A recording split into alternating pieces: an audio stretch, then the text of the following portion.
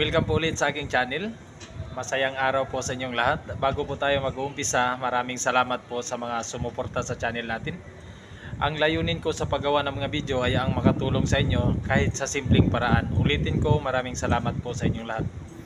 Okay, napakabilis lang ng oras, napakabilis lang ng buhay natin. At dahil sa mga pangyayaring madalas natutunan natin, ang mga aral ng buhay sa pamamagitan ng mga karanasan.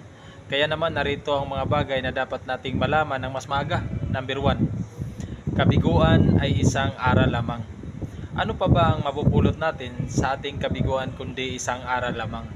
Oo, masakit talaga ang salitang kabiguan, pero tandaan mo, natututo ka sa mga yan. Huwag mong sayangin ang oras mo sa pagtatanong kung bakit nangyayari ang mga ganyang bagay sa buhay mo. Ang mahalaga mong isipin ang mga aral na napupulot mo mula rito.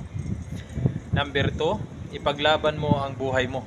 Siguro hindi mo ito maintindihan kung isa ka sa mga taong hindi pa nakaranas na nalagay sa bingit ng kamatayan. Yung akala mo katapusan mo na. Kung hindi mo pa ito naranasan, ito lang ang masasabi ko sa iyo. Huwag mong sayangin ang bawat hininga mo dahil maaring sa mga oras na ito, may mga taong nakikipaglaban para dito. Ipakita mo sa mga mahal mo sa buhay kung gaano mo sila kamahal habang may pagkakataon ka pa. Dahil madalas gugustuhin man natin iparamdam sa kanila kung gaano natin sila kamahal, baka maging huli na lang ang lahat at wala na sila. Maikli lang ang buhay natin. Number 3, kailangan mong magsakripisyo ngayon. Kung gusto mo talagang magandang kinabukasan, kailangan mong magsakripisyo ngayon. Mag-invest ka para sa iyong future. Dagdagan mo ang mga kaalaman mo, skills, pagbabasa ng libro, pag-aaral about business. At isang bagay na dapat mo itanong sa sarili mo, willing ba akong mabuhay na hindi sumasabay sa uso ng mga karamihan at sinusunod ang aking mga paraan para maabot ang aking mga pangarap, para mabuhay ng masagana habang buhay.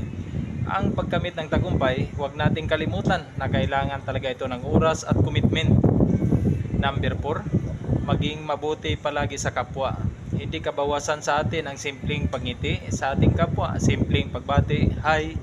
Kung tutusin, nakakadagdag pa nga ito ng ating magandang mood. Hindi lang sa ating sarili, kung hindi sa mga taong binabati mo. Panatiliin mo ang palaging mabuti kahit minsan subukan mo rin sa sarili mo na huwag mo nang magreklamo. Palaging magpapasalamat sa mga araw-araw sa mga bagay na maliit o malaki man at mapanatili ang pagiging positive.